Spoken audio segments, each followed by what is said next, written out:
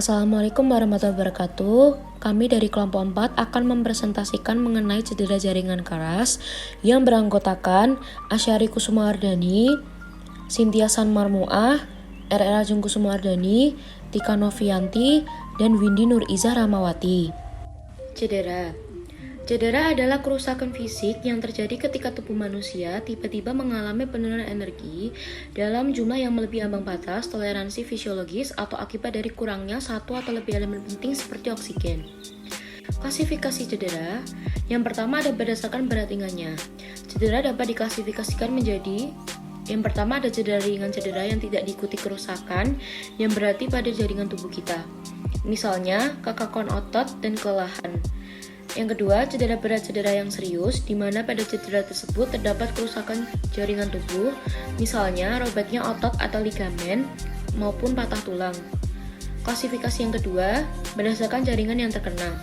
Cedera dapat diklasifikasikan menjadi cedera jaringan lunak. Beberapa cedera jaringan lunak yaitu cedera pada kulit, cedera yang paling sering adalah ekskoriasi atau lecet, laserasi atau robek, maupun puktum atau tusukan. Yang kedua ada cedera pada otot atau tendon dan ligamen. Strain adalah cedera yang terjadi pada otot dan tendon, biasanya disebabkan oleh adanya renggangan yang berlebihan.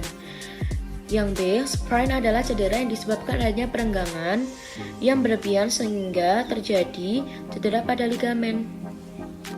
Cedera jaringan keras. Cedera ini terjadi pada tulang atau sendi. Yang pertama adalah fraktur atau patah tulang, yaitu diskontinuitas struktur jaringan tulang. Penyebabnya adalah tulang mengalami suatu trauma atau luda pakla, melebihi batas kemampuan yang mampu diterimanya. Bentuk dari patah tulang dapat berupa keretakan saja sampai dengan hancur berkeping-keping. Patah tulang dapat dibagi menjadi dua macam, yaitu patah tulang tertutup, di mana patah tulang yang terjadi tidak diikuti oleh robeknya struktur di sekitarnya.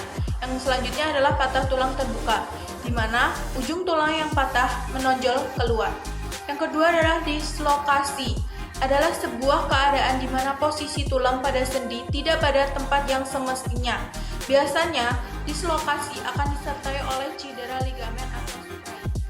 Penanganan fraktur. Yang pertama, traksi. Traksi adalah tahanan yang dipakai dengan berat atau alat lain untuk menangani kerusakan atau gangguan pada tulang dan otot. Yang kedua, fiksasi interna. Fiksasi interna dilakukan dengan pembedahan untuk menempatkan piringan atau batang logam pada pecahan-pecahan tulang. Yang ketiga, pembidaian.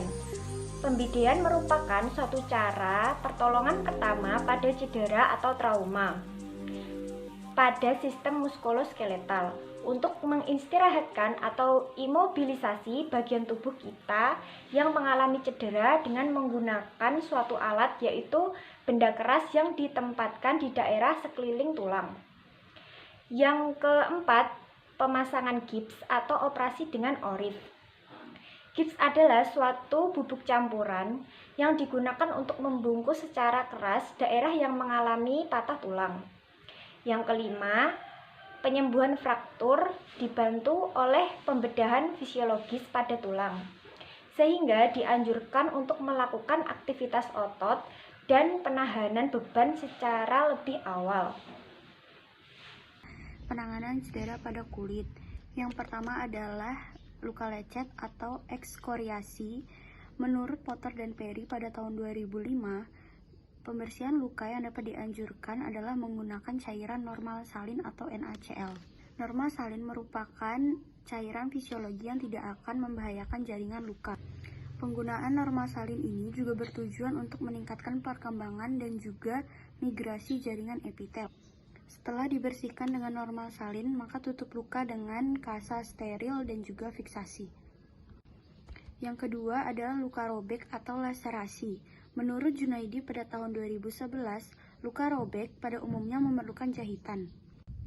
Oleh karena itu, tindakan pertama yang dapat dilakukan pada pasien luka robek adalah dengan melakukan desinfeksi, lalu menutupnya dengan plester atau kasa steril. Lalu korban dibawa ke rumah sakit terdekat atau pusat pelayanan kesehatan terdekat. Yang ketiga adalah luka tusuk. Menurut Junaidi pada tahun 2011, apabila luka tusuk mengenai pembuluh darah yang besar, maka hal pertama yang harus kita lakukan adalah menghentikan pendarahan tersebut. Tutup lukanya dengan kain atau kasa steril lalu dibalut dengan baik. Setelah itu, korban harus segera dibawa ke rumah sakit untuk mendapatkan penanganan lebih lanjut. Yang keempat adalah cedera pada tendon, yaitu sprain atau strain. Menurut Miller pada tahun 2014, salah satu cara penanganan pada kasus sprain atau strain adalah dengan PRICES. P yaitu artinya protection atau proteksi, R dengan rest atau artinya istirahat, I artinya ice atau pemberian es pada luka atau cedera, C artinya compression yaitu memberikan kompres pada cedera, E elevation atau elevasi, dan yang terakhir S yaitu support dengan memberikan semangat. Selanjutnya ada jaringan keras. Jaringan keras juga disebut jaringan klasifikasi. Adalah jaringan yang terminal realisasi dan memiliki matris antarsel yang kuat. Jaringan keras manusia adalah tulang, enamel gigi, dentin, dan sementum. Yang pertama ada tulang. Tulang adalah organ kaku yang merupakan bagian dari kelengkap tulang belakang. Tulang mendukung dan melindungi berbagai organ tubuh, memproduksi sel darah merah dan sel darah putih, menyimpan mineral, dan juga memungkinkan mobilitas. Tulang adalah jaringan aktif yang terdiri dari sel-sel yang berbeda. Osteoblast terlibat dalam pembentukan dan mineralisasi tulang. Osteotit dan osteoklas terlibat dalam reabsorpsi jaringan tulang. Yang kedua, ada enamel. Enamel sendiri adalah zat terkeras dalam tubuh manusia dan mengandung persentase mineral tertinggi 96%, dengan air dan bahan organik menyusun sisanya. Mineral utamanya adalah hidroksiapatit, yang merupakan kristal kalsium fosfat. Enamel terbentuk pada gigi saat gigi berkembang di dalam gusi sebelum erupsi ke dalam mulut. Setelah terbentuk sempurna, tidak mengandung pembuluh darah atau saraf, remineralisasi gigi dapat memperbaiki kerusakan pada gigi sampai tingkat tertentu, tetapi kerusakan di luar itu tidak dapat dibagi oleh tubuh. Selanjutnya, yang nomor 3 yaitu dentin.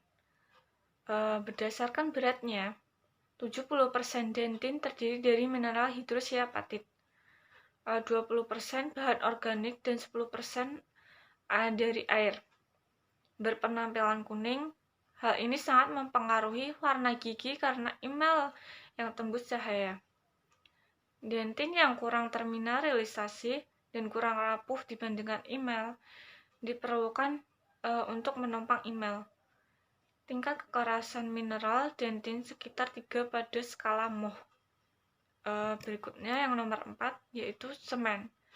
Semen sedikit lebih lunak dari dentin dan terdiri dari sekitar 45% sampai 50% bahan anorganik atau hidroksiapatit.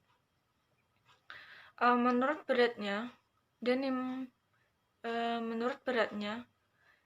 50% sampai 55% bahan organik dan berat air. Porsi organik terutama terdiri dari kolagen dan proteoglikan.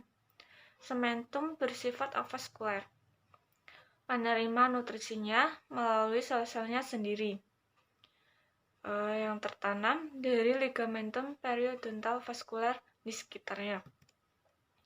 Sementum berwarna kuning muda dan warnanya sedikit lebih terang daripada dentin.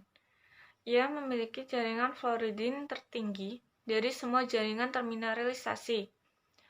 Semen juga dapat ditembus ke berbagai bahan. Ia terbentuk terus-menerus sepanjang hidup, karena lapisan baru sementum diendapkan untuk menjaga keperlekatan tetap utuh, seperti lapisan superficial sementum yang menua.